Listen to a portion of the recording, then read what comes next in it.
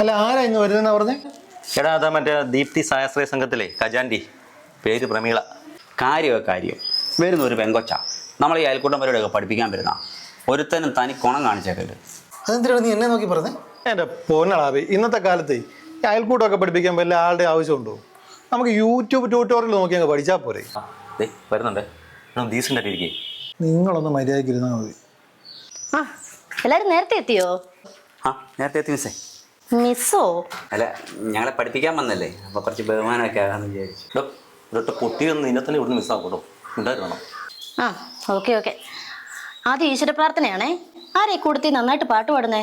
ചേച്ചി ഇവൻ നന്നായിട്ട് പാടും. ചേച്ചിയോ? തനിക്ക് എന്നെ പ്രായം ഉണ്ടോ? 39.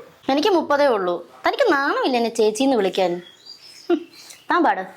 ഹൃദയരാഗ തന്ത്രി മീട്ടി സ്നേഹഗീതമേകിയും കർമ്മഭൂമി തളിരിടുന്ന വർണ്ണമേകിയും ഇങ്ങനല്ല. എവിടെ അത്രയ്ക്കൊന്നും വൃത്തി വേണ്ട, അതാ ഉദ്ദേശിച്ചേ. അല്ല കുട്ടി, ഈ പ്രാർത്ഥനയ്ക്ക് മുമ്പ് ഒരു ചടങ്ങില്ലേ? അല്ല ഇപ്പൊ കുട്ടിയായോ? അതെന്താ? അത് ഞങ്ങളൊന്ന് ശ്രമിച്ചു നോക്കാം. എന്തെങ്കിലും തെറ്റുണ്ടാവുന്ന തിരിച്ചു തരണേ. എടാ അതെ, അയൽവക്കത്തെ ആരുടെയും കുറ്റം പറഞ്ഞുകൊണ്ട് തുടങ്ങുന്നതാ അതിൻ്റെ ഒരു ഐശ്വര്യം. ആ അത് ശരിയാ. ഇന്നലെ പൈപ്പോളം വന്നപ്പോൾ ഞാൻ അത് ചെടിയുടെ ചോട്ടോട് തുറന്നു വിട്ടു. അത് കണ്ടുകൊണ്ടൊന്ന് നമ്മുടെ കൂട്ടത്തിലൊരുത്തം പറയുക ഞാൻ വെള്ളം വെറുതെ കളയുവാന്ന്. ഇങ്ങനത്തെ 4 ചിന്താഗതിയുള്ള അയൽക്കൂട്ടത്തിലേക്ക് ഞാനില്ല. അത് പിന്നെ വെള്ളം വെറുതെ കളഞ്ഞാൽ ബാക്കിയുള്ളവർക്ക് വെള്ളം കയറുമോ? അതുകൊണ്ടല്ലേ. അതെ, ചുമ്മാ ഒന്നുമല്ല, ഞാനും കാശ് എണ്ണി കൊടുത്തിട്ടാ. നിന്റെ മുറ്റത്തെ പയറേലിയുടെ മൊത്തം വിലയും എൻ്റെ മുറ്റത്താ വീഴുന്നത്. മര്യാദക്കെല്ലാം പറയിക്കളങ്ങോ. നന്ദി അത് ഇവർക്ക് തിരിച്ചിട്ടേര്. ആ ഏറെക്കുറെ ഇങ്ങനൊക്കെ തന്നെ മതി. തന്നെ കത്തി കയറിക്കോളും ബാക്കി. മതി. അടുത്ത സെക്ഷൻ.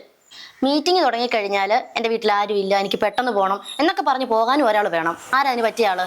അത് ഞാനാ ബെസ്റ്റ്. അതിനാ എനിക്ക് വീട്ടിൽ നിന്ന് ഇറങ്ങിയ പിന്നെ ഉണ്ടല്ലോ, അവിടെ തിരിച്ച് ചെല്ലുന്ന ഒരു ഇതാ. അതുകൊണ്ടാണ് പൊക്കോട്ടെ, വേറെ തോന്നല്ലേ. ശരി എന്നാ. താനൊന്ന് ഇരിക്കടോ, ഇത് ട്രെയിനിങ്ങാ. അയൽക്കൂട്ടം ഉണ്ടാക്കിയിട്ട് പോരെ തൻ്റെ പോലും വരലൊക്കെ.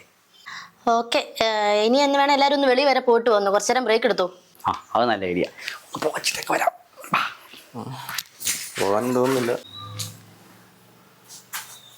അതെ, പിന്നെ അയൽക്കൂട്ടമൊക്കെ തുടങ്ങിയിട്ട് ആദ്യത്തെ ചിട്ട് ചേട്ടനെ അടിക്കുന്നതെങ്കിൽ ആ പൈസ എനിക്ക് തരുമോ? പിന്നെ അതിനിപ്പോ തരാലോ. എന്തിനാ പൈസ?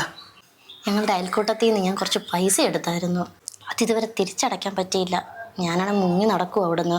ചിട്ടിയടിക്കുന്ന പൈസ എനിക്ക് തരുവാണേ എനിക്കത് അടച്ചു തീർക്കാമായിരുന്നു. തരത്തില്ല ചേട്ടാ? തരാൻ പറഞ്ഞു.